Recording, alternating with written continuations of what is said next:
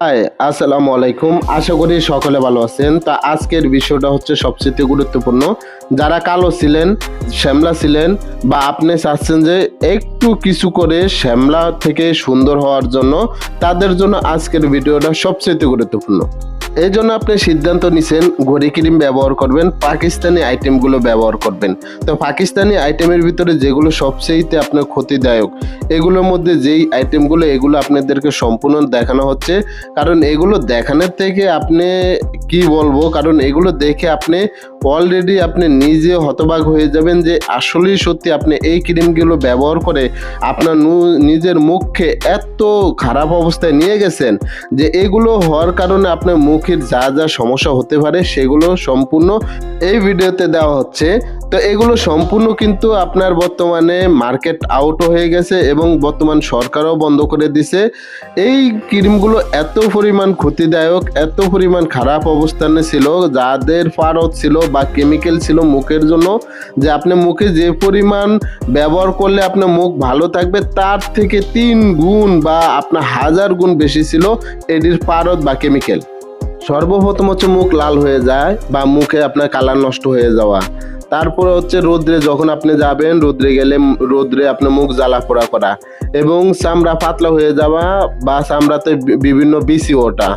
এবং এর পাশাপাশি হচ্ছে যখন আপনার ব্যবহার করবেন তখন মুখের রগ দেখা যাবে বা আপনার লোম গজানো শুরু করবে।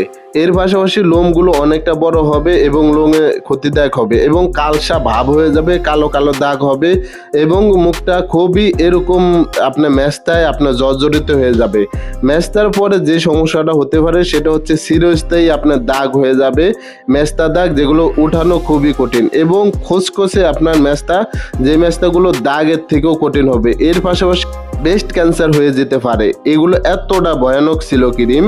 এর পাশাপাশি দাঁতের সমস্যা হতে পারে, দাঁত চিনচিন করা বা দাঁতে বিভিন্ন সমস্যা, মুখে খুব আপনার মেস্তা হওয়া বা চিরস্থায়ী হয়ে যাবে। এর পাশাপাশি হচ্ছে মুখের আর্দ্রতা, গ্লেজ বা মুখের লাবণ্যতা কমে যাবে, মুখ এরকম দেখা যাবে।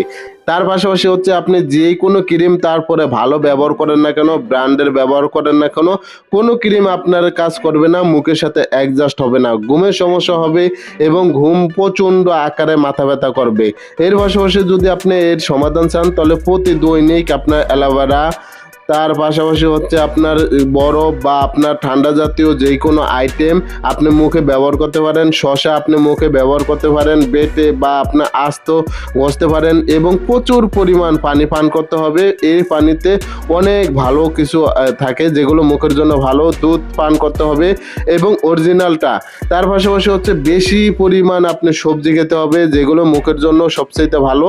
এর সাথে আপনি সকালবেলা ভোর আপনার হাঁটতে হবে। এই হাঁটলে আপনার মুখের যেই আপনার লাবণ্যতা বা গ্লেজটা এটা চলে আসবে। এর পাশাপাশি সবচেয়ে গুরুত্বপূর্ণ হচ্ছে সেটা হচ্ছে ডাক্তারের সাথে পরামর্শ করে ওষুধ খাওয়া এবং চর্মরোগের যে কোনো ডক্টর দেখিয়ে আপনার মুখে পুনরায় জীবিত করা।